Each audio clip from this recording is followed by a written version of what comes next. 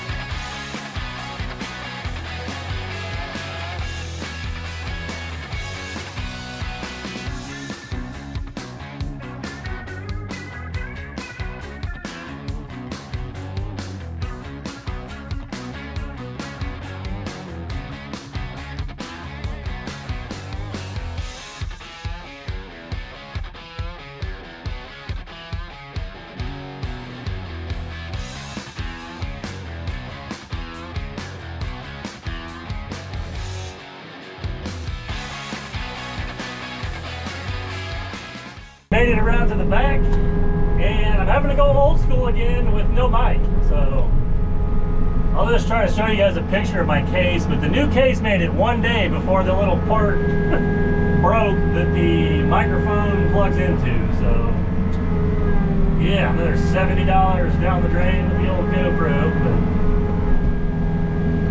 So now I'm trying to get this dug up back here, and it's been a little annoying with the tree roots and such. And then I'm sure you can see the excavator is about hitting the overhang here, so you kind of got to dig different. You almost have to just kind of scratch and pull and then just kind of work your way out. So yeah, it's a little bit of a frustrating dig.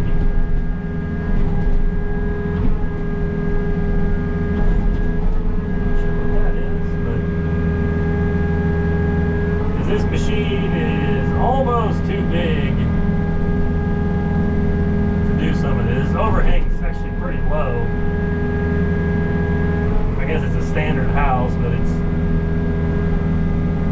still really low, so it makes it a little bit of a pain.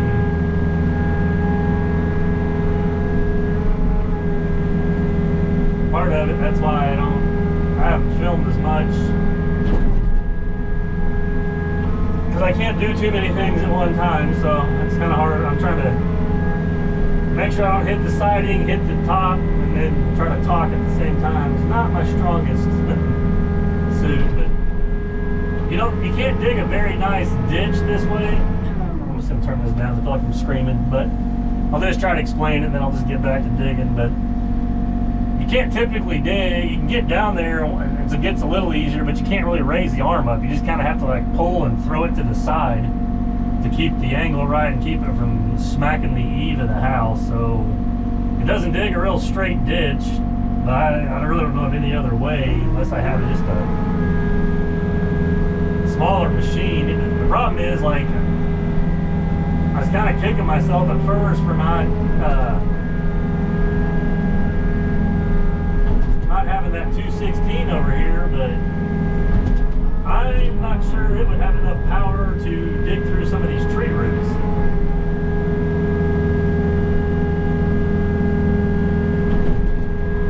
I had to get my saws on that, and some of them around that gas meter. It was enough of a pain to try to dig around that thing and shovel. But you can see it's just loaded with tree roots around this house. So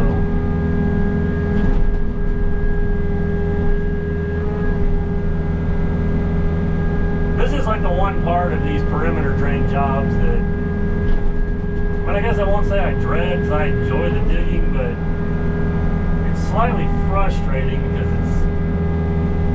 it's so slow and tedious. Like I said, especially makes it worse with the roots. But like, I enjoy the process when I'm like got done digging, like the backfilling, you know, putting the pipe in there, putting the Marflex on there. Some of that's not near as bad or whatever, but this one's just been a lot more annoying just because of the overhang and the tree roots.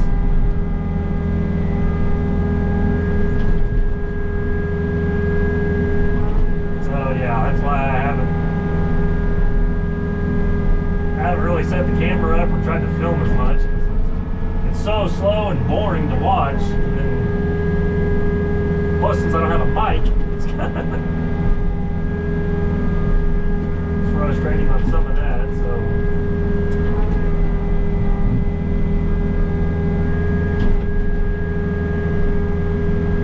but yeah, we are slowly getting there, because once I get this wall done, I can get the power washer out, and I'm going to wash everything off. I'm hoping I got enough time today to do that, and then that way by Friday the blocks will be dry enough and I can put the waterproofing stuff on there.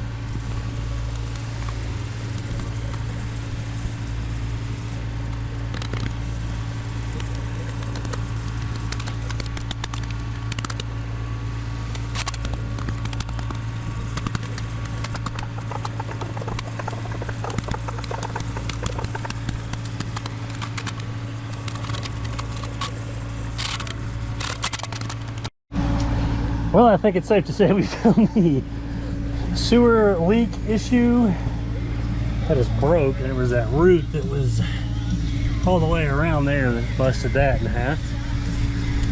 And then there was a root in this corner, so that's probably where they're getting their water. That brick just kind of fell out of there, but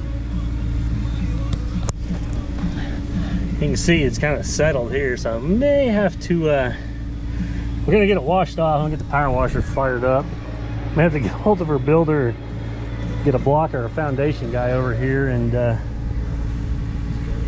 see if they gotta jack this thing up and reset these blocks before we seal this. But at least I got it all dug out finally. It's lots of roots, but I'm gonna go get my power washer unloaded before it gets completely dark. Try to get this mud washed off.